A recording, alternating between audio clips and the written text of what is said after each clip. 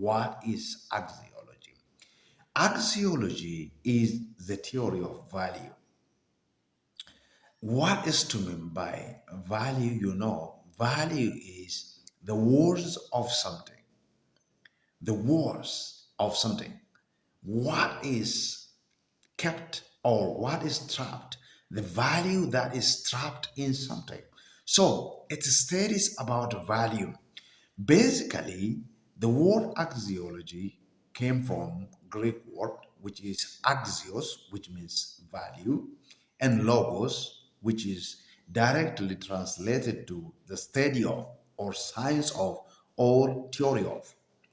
Therefore, when we combine these two Greek words together, we obtain the meaning, the study of value. So, axiology is the study of value. Simply, it is the study of the worth of something.